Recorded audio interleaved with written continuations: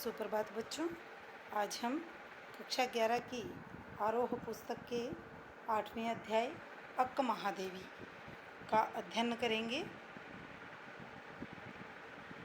अक्क महादेवी, सबसे पहले इनका परिचय। जन्म 12वीं सदी, कर्नाटक के उडुतरी गांव, जिला शिवमोगा। प्रमुख रचनाएं हिंदी में वचन सौरभ नाम से, अंग्रेजी में स्पीकिंग ऑफ शिवा। इतिहास में वीर शैव आंदोलन से जुड़े कवियों और रचनाकारों की एक लंबी सूची है। अक्क महादेवी की इस आंदोलन से जुड़ी एक महत्वपूर्ण कवयित्री थी जनमल्लिका अर्जुन देव शिव। बच्चों, दक्षिण भारत में जब हम जाते हैं तो उधर क्या है, जैसे हम भगवान शिव को संबोधित करते हैं शिव नाम से, शिव जी के नाम से करते हैं, तो वहाँ पर जनमल्लिका अर्जुन कहा जाता है शिव भगवान को। इनके आराध्य थे बसवन्ना और अल्लामा प्रभु, इनके समकालीन कन्नड़ संत कवि थे। कन्नड़ भाषा में अक्क शब्द का अर्थ है बहिन। अक्क महादेवी अपूर्व सुंदरी थी। एक बार वहाँ का स्थानीय राजा इनका अद्भुत अलौकिक सौंदर्य देखकर मुग्ध हो गया और इनसे विवाह हेतु इनके परिवार पर दबाव डाला।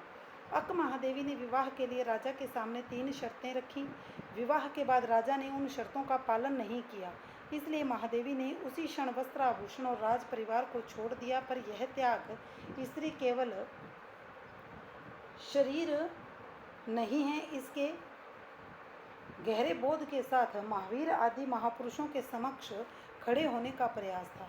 इस दृष्टि से देखें तो मीरा की पंक्ति तन की आस कबू नहीं कीनी, जो रण माही सूरो, अक पर पूर्णतः चरितार्थ होती है। तन की आस, सूरो, सूरो यानी सूरवीर, जो योद्धा होता है वो रण में यानी युद्ध के अंदर कभी भी अपने शरीर की आस उम्मीद नहीं करता है। वैसे ही अक्क महादेवी, मीरा कहती है कि हमने भी कभी किसी प्रकार की कोई उम्मीद नहीं की है, अपने शरीर पर ही ध्यान नहीं दिया है। अक्क के कारण शैव आंदोलन से बड़ी संख्या में स्त्रियां जुड़ी, अपने संघर्ष और यातना को कविता के रूप में अभिव्यक्ति दी। इस प्रकार अक्क महादेवी की कविता पूरे भारतीय साहित्य में इस क्रांतिकारी चेतना का पहला सृजनात्मक दस्तावेज है और संपूर्ण स्त्रीवादी आंदोलन के लिए एक अजस्त्र प्रेरणा स्रोत भी। यहाँ इनके 2 वचन लिए गए हैं। दोनों वचनों का अंग्रेजी से अनुवाद केदारनाथ सिंह ने किया है। प्रथम कविता या वचन में इंद्रियों पर नियंत्रण का संदेश दिया गया है। यह उपदेशात्मक न होकर प्रेम भरा मनुहार है। दूसरा वचन एक भक्त का ईश्वर के प्रति पूर्ण समर्पण है। जनमल्लिका अर्जुन की अनन्य भक्त अक्क महादेवी उनकी अनुकंपा के लिए हर भौतिक वस्तु से अपनी झोली खाली रखना चाहती है।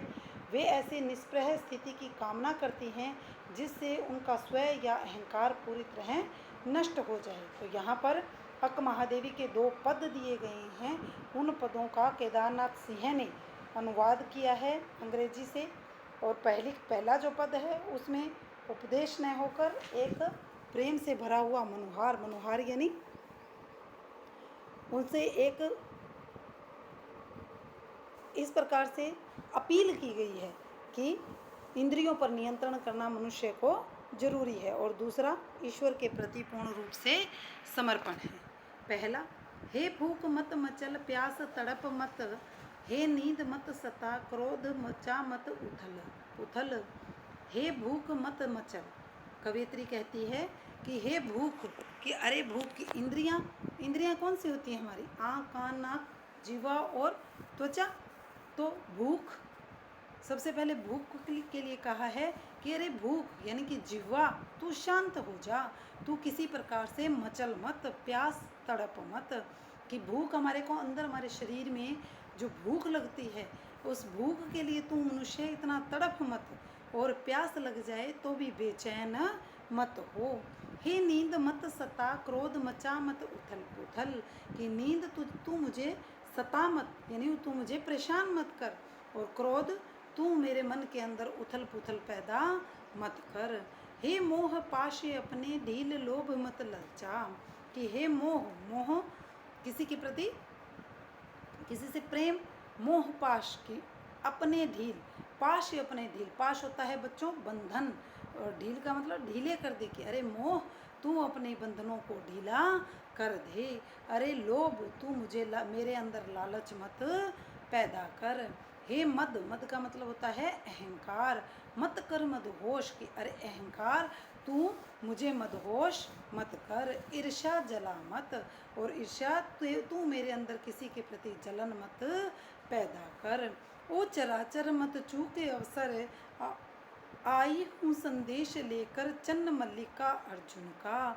ओ चराचर, चराचर का मतलब है बच्चों संसार, अरे संसार तू उस अवसर को मत चूक, यानी उस अवसर से दूर मत भाग, क्योंकि मैं चन्न मल्लिका अर्जुन यानी शिव का, ईश्वर का संदेश लेकर आई हूँ। तो तू अब उस अवसर को गंवा मत।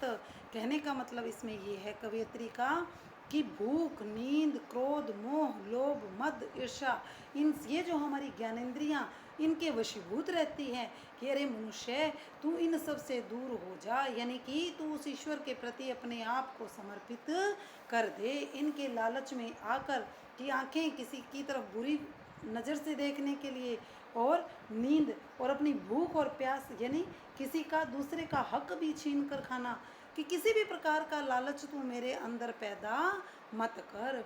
ये जो ज्ञानेंद्रियां हमें प्राप्त हुई हैं उनसे तू उस ईश्वर का ध्यान कर ले। हे मेरे जूही के फूल जैसे ईश्वर, मंगवाओ मुझसे भीख, और कुछ ऐसा करो कि भूल जाऊं अपना घर पूरी तरह। कि हे मेरे जूही के, जूही का फूल, जूही का फूल बड़ा ही सुंदर होता है, कोमल होता है, कि और ईश्वर की तुलना किससे की है, उपमा अलंकार है यहाँ पर, कि ईश्वर की तुलना की है जूही के फूल से।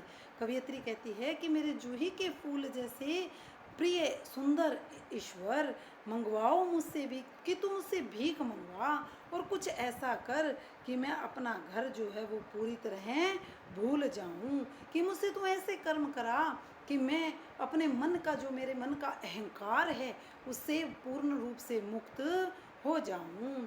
झोली फैलाऊं और न मिले भीख, कोई हाथ बढ़ाए कुछ देने को तो वह गिर जाए नीचे। और मैं जब झोली फैलाऊं तो मुझे भीख ना मिले, और जब मुझे कोई देने के लिए हाथ बढ़ा भी दे तो वह मेरे अंदर, वह नीचे गिर जाए।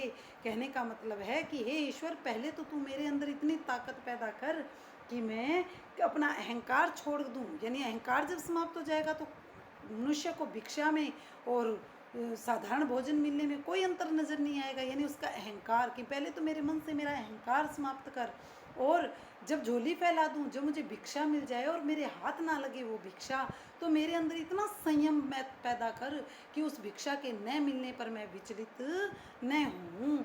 और यदि मैं झुकूं उसे उठाने तो कोई कुत्ता आ जाए और उसे झपट कर छीन ले मुझसे, और यदि जब मैं उसे उठाने के लिए झुक जाऊं और वो तो उस समय कोई कुत्ता आए और वो भोजन मुझसे छीन कर वो ले जाए, तो यानी कि उस समय मेरे अंदर उतना संतोष पैदा करके हे ईश्वर, जो तू जितना चाहता था उतना मेरे भाग्य में जितना था वो मुझे प्राप्त हो गया। कि हे ईश्वर, यहाँ भीख मांगने से तात्पर्य बच्चों को भीख मांगने से नहीं है, बल्कि कवयित्री का कहने का मतलब है कि हे ईश्वर, तू मेरे मन से अहंकार को दूर कर, संयम और संतोष को पैदा कर। धन्यवाद।